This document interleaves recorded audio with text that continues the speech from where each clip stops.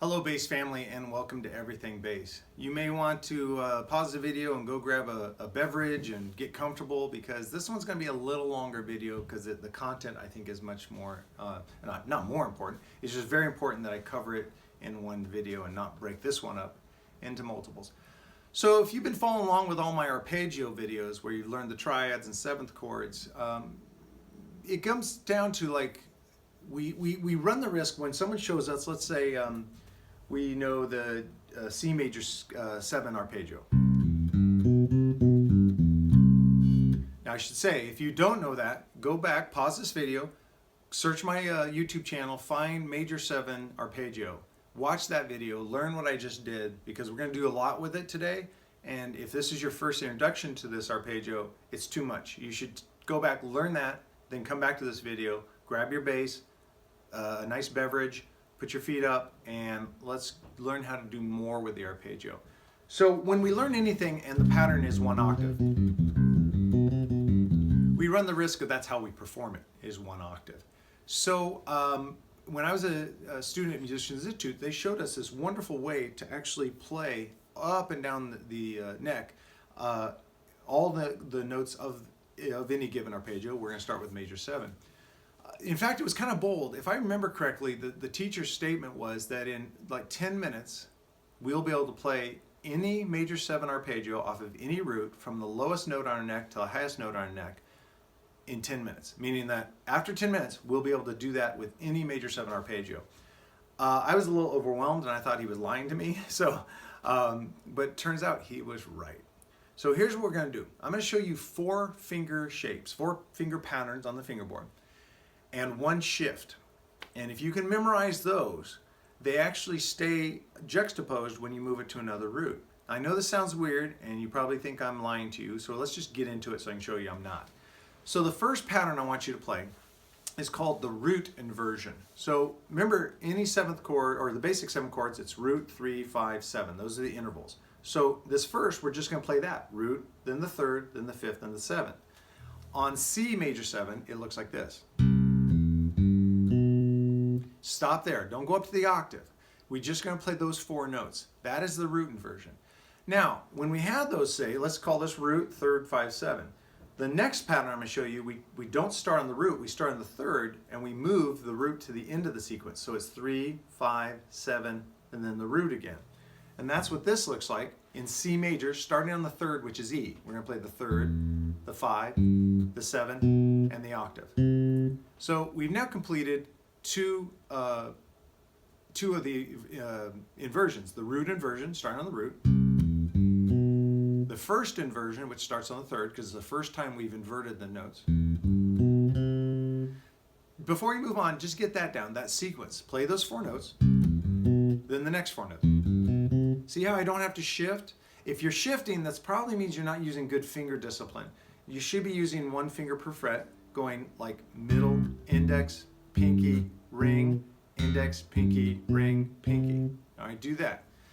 So assuming that you've got that down, now we want to play the next inversion, which is the second inversion. It starts on the 5th. So using our example where you had the 3rd, the 5, the 7, and we stuck the octave here, now we start on the 5, we play the 5, the 7, we're going to play the root, and now put the 3rd on the top.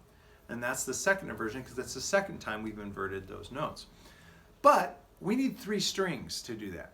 So in the C major 7 arpeggio, the 5th is G, but if we try to play this pattern, we don't, without shifting crazy in the middle, we don't have enough strings. So we're going to take that G, move up to the 10th fret on the A string, and play the G there. Now, if you can visualize, and I would start with your middle finger. That's your 5th. Then you're going to go to the octave, I'm sorry, the 7th, then the octave, and then the 3rd. Now, in this particular key, I'm trying not to give a lot of fret numbers because it doesn't translate over to other keys, but just to get us going, this is the 10th fret, the 9th fret on the D string, the 10th fret on the D string, and the 9th fret on the G string. So you started with the 5th, the major 7, the octave or the root, and then the major 3rd. That's also that, I feel pretty, oh so pretty. That's that little sequence. So now we're going to do our final inversion. Because remember we had the root inversion, starts on the root. The first inversion starts on the 3rd. The second inversion starts on the 5th. Well, we have one little note we forgot, the 7th, and that'd be the third inversion. The 7th is a B. So not shifting from this position, we're going to start on that 9th fret B on the D string. Play the root or the tonic, the C. Play the major third on the G string, 9th fret. And then go to your 12th fret with your pinky and play the G up there. So that looks like this. So we've now started that sequence of 4 notes off of every single note in the arpeggio. So we go root, third, slide up to that 10th fret G, and then play the 5th, and the 7th. Now, of course, you can play it backwards, and I encourage you to do that. But here's where the real kind of magic of this exercise works out. You have 4 patterns, and you can play those patterns off of any of the notes, meaning, so I'm in the key of C. I just executed the last one. I've done the third inversion starting on the 7th. I can go up to the next C higher, this C here, and start over. Play the first pattern, second pattern, go all the way up to this G on my bass, way up here. So the cycle or the sequence starts over. So once you finish that third inversion, you go up to the root an octave higher than the root you started on and start over again, and they chain link together perfectly. Just like, it's so great. Also, you notice I started here, but if I started on the G, which remember, the G is the 5th of C major 7 arpeggio. If I start on this G, I can play that I Feel Pretty pattern. It works, it's the same. So now I'm down here, and here's the third inversion, first inversion. So you literally can just play from here.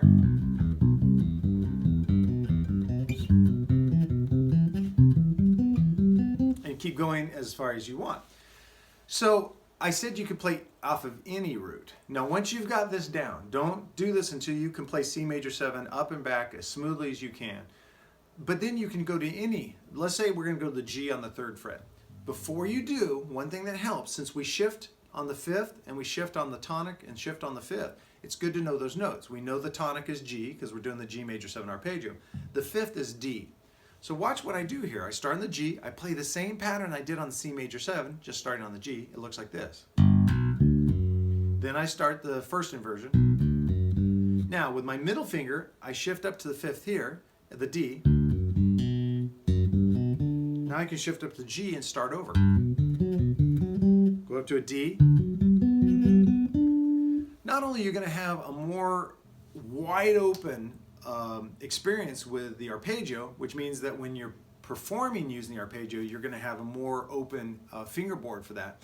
You're going to learn your fingerboard better. You're going to learn the notes better. So I really strongly encourage you to take this sequence and apply it to every root that you can think of for the major 7 chord. Be systematic, don't just guess. Write them out, like each day pick a different one and run it up and down. Spend 5 minutes on it. After 12 days, you're going to be ready for any major 7 chord that people can throw your way. This one's tricky. This one has a lot of moving parts, so I strongly urge you to go to patreon.com/everythingbass and become a monthly subscriber. Once you become a Backstage Pass member, you have access to all the written materials. And on everything I post that's not sight reading based, there's tablature. So don't think, well, that's not going to do me good, Dale. I can't sight read. Standard notation. No problem. It's in tab. And if you can read tab, great. If you can't read tab, let me know. And if not, even if one of you says that you don't know how to read tablature, I will do a video on how to read tablature because it's that important that you can kind of see these materials. So please consider becoming a Patreon monthly subscriber so you can have access to these materials, which I think make the lesson so much more powerful. Plus, you can practice the material confidently when you're away from your device that you watch YouTube videos on. Okay, let's move quickly on to, wow, a great encore item for this video. Steve Bailey, a good friend of mine, great bass player, a major inspiration, has released a new CD of duets called Carolina. And it's just him on bass with a variety of different singers and musicians, and they're amazing. It's a full CD of a lot of material too. It's funny, I'm sitting here trying to think of highlights, but I want to talk about them all. But what's very interesting for you guys to check out, he starts with Carolina in My Mind. That's track 1 with, the singer is Becca Stevens. Then you go through, I believe, 16 songs, and the last one, he does another version of Carolina in My Mind, this time with Gary Brown. The reason I bring this up is he could have phoned it in. He could have just played the same bass arrangement, because remember, it's just bass and them, so he's covering a lot of the chordal things, the bass line, little bits of melody. It's very cool, but he didn't. He crafted a new part based on his duet partner. It's so cool to compare those two. It's been in my truck nonstop since I got it. A couple other highlights. Mike Stern, one of my favorite guitar players. He and Steve do the coolest version of "Come Together" by the Beatles. Not at all what you expect. It's an interpretation, and it's cool, and you got to hear it. And you got to hear how Steve does those cascading harmonic falls, those large octave displacements he does. It's freaky. And of course, I'm a big Jethro Tull fan. You guys know that. He actually played with Jethro Tull for a while. And so he got together with Ian Anderson, and they did, oh my gosh, I'm skipping the song name. They do a duet version of that classical piece, and it's so amazing. Bourrée, sorry. When you get old, it's just the mind works slower. Get used to it. Anyway, hear what a flautist did with a bass player doing this incredibly rich composition. It's mind-blowing. The CD is easily available as a download. You can get it right from Steve's site, and I believe it's stevebaileybass.com. I will double check that and make sure that's in the comments below. This is, I believe, one of those landmark recordings. When you look back and say, okay, the game just got changed. This is one of those. So if you love bass and you're looking for something different than maybe you listened to before, this CD of duets. I mean, Willie Nelson sings on it with him. I mean, it's so crazy. It's so cool. It's so deep. Oh, and how can I forget this?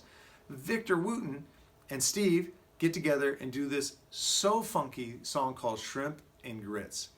And if you want to test your rhythmic notation, like your rhythmic transcribing abilities, try to just transcribe what both guys are doing. I mean, there's so much 16th-note syncopation, anticipations, odd groupings, but it's funky, funky, funky, and it will make you want to go out and get some shrimp and grits. So there you have it. Steve Bailey's Carolina. I can't rave enough about it. It's going to be one of those iconic landmark albums. It's perfect, and it's a lot of fun to listen to, and that's what music should be. You should listen to it and laugh because of how amazing it is, and be inspired to practice harder. All right, guys, thank you for stopping by. I hope you enjoyed Arpeggio sequencing, the major 7 chord. This one's tricky at first, becomes easy very quickly, and you'll become better right away. And of course, please, if you enjoyed this video, hit the like down there. If you haven't subscribed to the channel, we'd love to have you join the family. It's free to subscribe to the YouTube channel. Just hit the subscribe button and you're in.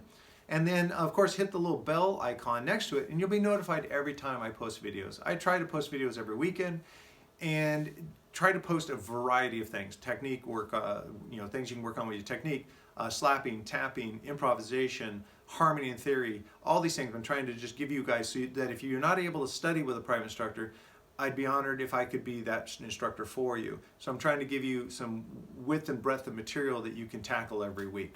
We'd love to have you join the family. And of course, if you want the materials, don't forget to go to patreon.com/everythingbass and become a monthly subscriber. It's very low. It's less than probably a third of what you would pay for a bass lesson. So there you have it. I will see you at the next video. Thank you very much.